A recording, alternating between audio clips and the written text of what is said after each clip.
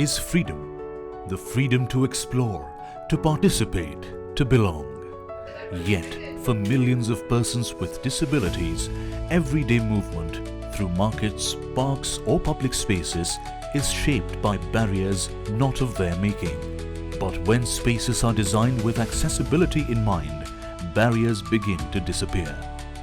In this episode, Samarth by Hyundai journeys alongside champions of accessibility, from bustling marketplaces to adventure trails, focusing on inclusion on the move and spotlighting those who are reshaping the world to ensure that everyone can move with dignity, independence and equal access. Inclusion begins at home. In the simple freedom to live, work and dream independently. For Dr. Sangita Takur, mornings unfold just like anyone else's. But the moment she steps beyond her doorstep, reality changes. The world outside still tests how inclusive our cities truly are. It's another work day. I'm going to go to office, but I also have some errands to run. So I'll be dropping at the market, and I have to pick up a few things from the market. With a mobile calling app at her fingertips, technology becomes her bridge to the world. Clear, simple, and empowering. Every call she makes, every conversation she handles, flows through an interface designed to support her needs. Now, I have multiple disabilities. I'm not just a wheelchair user, but I'm also deaf. That means people have to make an effort to talk to me, to make me understand what they are saying. Though, of course, I use my app. However, in a noisy place, it becomes a little difficult, especially when we're having meals and all together. With unwavering willpower as a driving force, Dr. Takur rolls forward, proving that accessibility empowers true independence. These ramps in my society have given me independence and made my day-to-day life comfortable and easy. I can move around my entire society without any hassles, and I'm totally independent when I'm within my society. Inclusion goes beyond accommodating. It's about designing spaces without barriers, where everyone belongs the moment they arrive. When environments are created with dignity in mind, accessibility becomes effortless and natural. I keep trying to draw the attention of real estate builders and developers that as far as residential societies are concerned, they must now implement all the guidelines, all the specifications that are in HGSS and NBC 2016, because we are looking at future-proofing our buildings, not just for a person who has a disability or is mobility impaired, but also for elderly. And we'll all grow old one day and we'll all need accessibility. And that is one point which I want to make and draw the attention of builders to this issue, that do please invest in making doorways wider, doorways of bathrooms wider, because specifically the bathroom challenge is huge for elderly and for people with disabilities. Rolling into the co-working space, she enters an environment where accessible design meets everyday ambition. Smooth ramps and open work zones welcome her in, letting her focus on ideas, not obstacles. In this shared space, inclusion isn't a feature, it's the foundation that empowers her to work, connect, and create with complete ease. Initially was little hesitant about working in a co-working space, given the fact that accessibility is not just physical infrastructure, but also attitudinal infrastructure. However, I was so pleasantly surprised when I started working here. I found not only that the space allows me the freedom to move around, I can work in the quiet space, I can take my own meals, I can take my coffee, I can take my tea, and they also have a very accessible washroom. That was the first thing that I was shown when I came for the first time to this place. For most people, the market streets offer convenience and color. For Sangita, they also demand constant caution, a quiet reminder that accessibility still comes as an afterthought. In a place overflowing with options, her choices shrink not because she wants less, because the design allows less. I find that people like you are so generous that they don't mind bringing out their stuff for me. So I normally sit in my car and order, and then people bring it out for me. So like you are doing. Thank you so much for being so kind. Thank you, sir. Inclusion takes shape through both our attitudes and our environments. It must be woven into the way our cities are designed and experienced. So my request again to planners, city planners, urban planners is that whenever you are working on any public infrastructure, please keep in mind the needs of people with disabilities, elderly, women, those who are pregnant, and families with strollers while designing that space. You need to include people with disabilities and the other stakeholders right at the design stage, because it is nothing about us without us. Dr. Thakur's day ends where it begins, in her own space and on her own terms. Her journey reminds us that accessibility is dignity and inclusion is freedom, because when the world becomes accessible, every life moves forward. Inclusion is not just as a right. Inclusion is their life. Inclusion is what makes them feel that they belong in society. Inclusion gives them happiness because they can also move out, be part of what is happening around us, and enjoy life, the quality of life that everyone else is doing.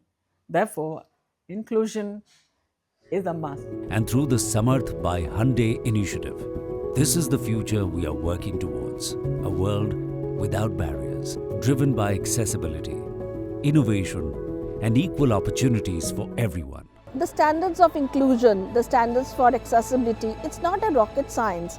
Accessibility cannot be an afterthought. It has to be born accessible.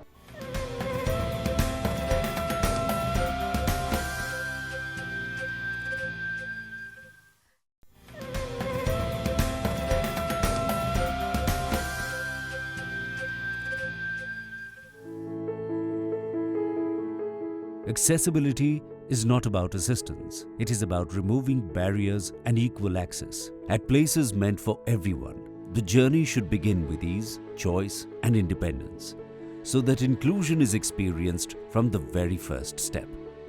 Coming to Dilli Haat is always so joyful and so exciting, because the moment I get down off my car, I can take the ramp, come inside the plaza, take my own ticket. I don't have to depend upon anyone. And then roaming around the entire Dilli Haat is such a pleasure. So come along with me, let's have fun, go around tourism of the best spaces of accessibility, and let's see how Dilli Haat has made a change in the lives of people, for the shoppers, for the tourists. Enjoy, come together with me. At Dilli Haat, accessibility goes beyond infrastructure. Here, shopping is not about navigating obstacles, but about enjoying choice, comfort, and movement. When spaces are designed with intention, everyday moments become effortless and inclusion feels natural.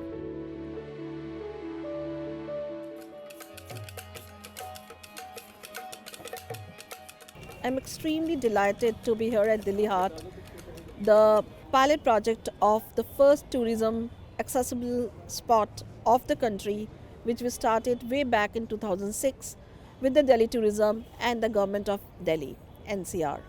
This is a beautiful spot loved by everyone, children, people with disabilities, senior citizens, shoppers, and also the tourists.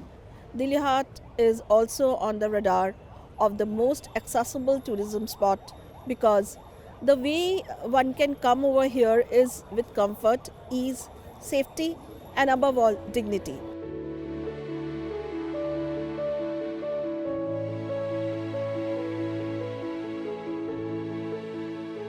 The vibrant setting of Dilli Haat offers color, culture, and choice to people with disabilities, so that they can engage freely and independently.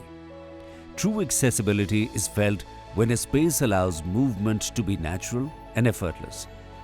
Here, experience is not interrupted by barriers or dependence, but shaped by thoughtful planning that respects individual needs. The standards of inclusion, the standards for accessibility, it's not a rocket science. What Dilli Haat has showcased is a wide ramps where even I can take my motorized wheelchair and walk along with other people. The handrails which are provided are at the correct height. The grab bars in the toilets are just perfect to safeguard everybody's ease and convenience. And also the entire ambience. You will not make it out that it's something which is an eyesore. It is blended well with the aesthetics taken care of, and also the understanding that it is a heart. So I think these kind of things can be done at any place, whether it's a transportation hub, a public building, a government place, or it can be a tourist spot.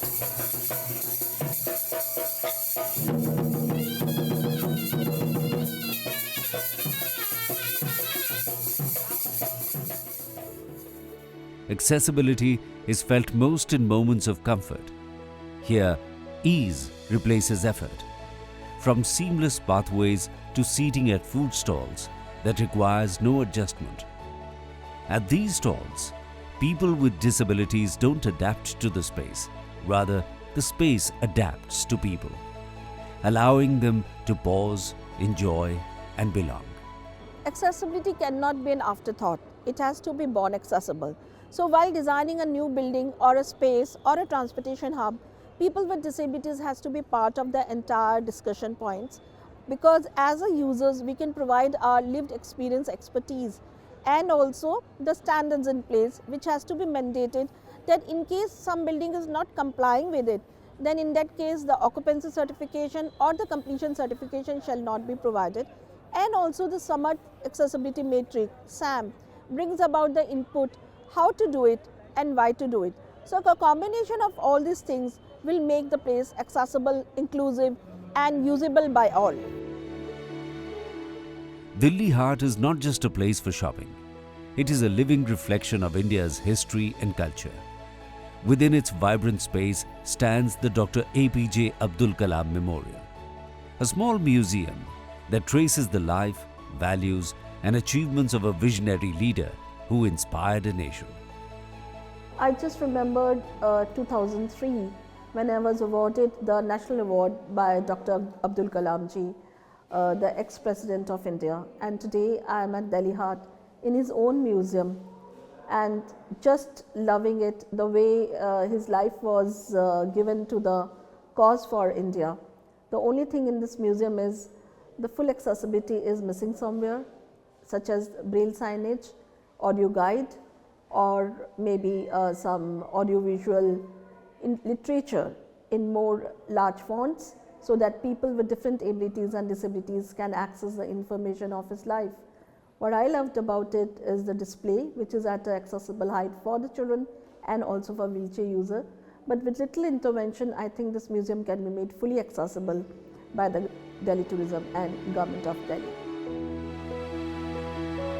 At Dilli Haat, access is not an intention, it is a lived reality, a belief that Samarth by Hyundai shares, advancing accessibility and breaking barriers to create a world where persons with disabilities feel equal, empowered and enabled to move forward with confidence.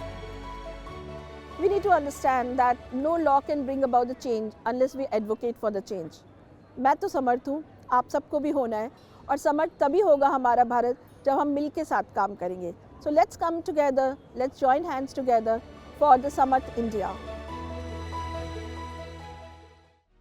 The impact that ABBF creates, it happens at such a granular level that every person, every volunteer, every PWD, any leader that they interact with, they leave a mark in them.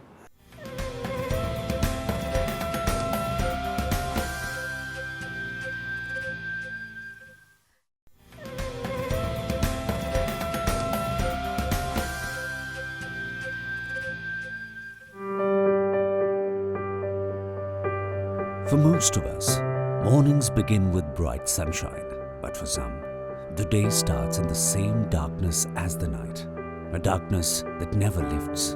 And yet, there are a few who turn that darkness into direction and direction into purpose. This is the story of Divyanshu Ganatra, a man who lost his eyesight but gained a vision larger than anything the eyes could ever hold.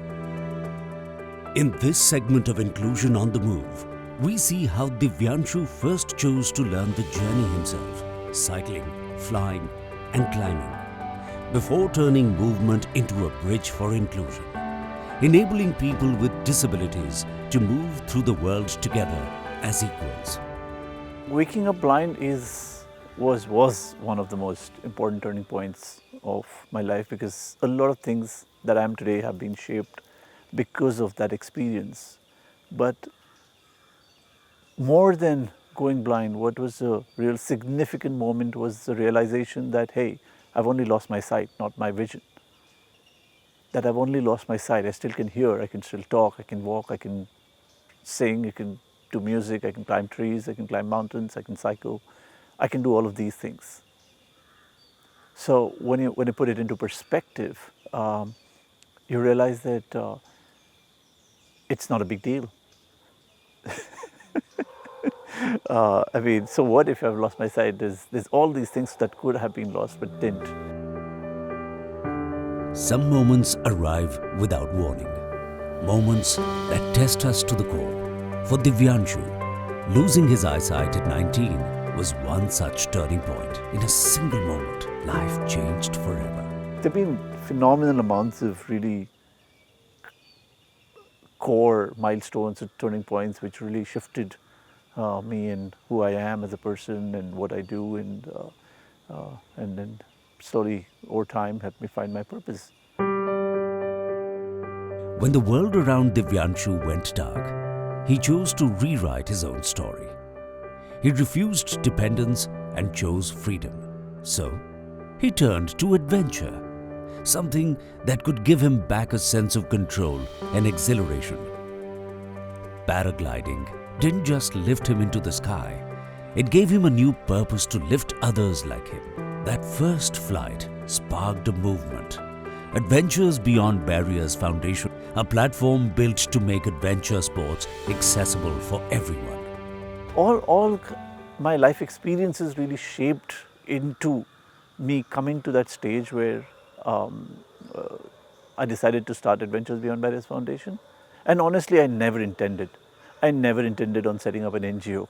Honestly, it just has happened. The real catalytic moment was when I completed my flying, and my flying instructor is one of my most favorite teachers. His name is Avi Malik. And he used to say things to me, he used to talk to me, and one of the things that he said was, why do we climb mountains? I said, like it's famously said, we climb mountains because they exist. He said, yes, of course, but we also climb mountains so that others can, to enable others. And he just left it at that.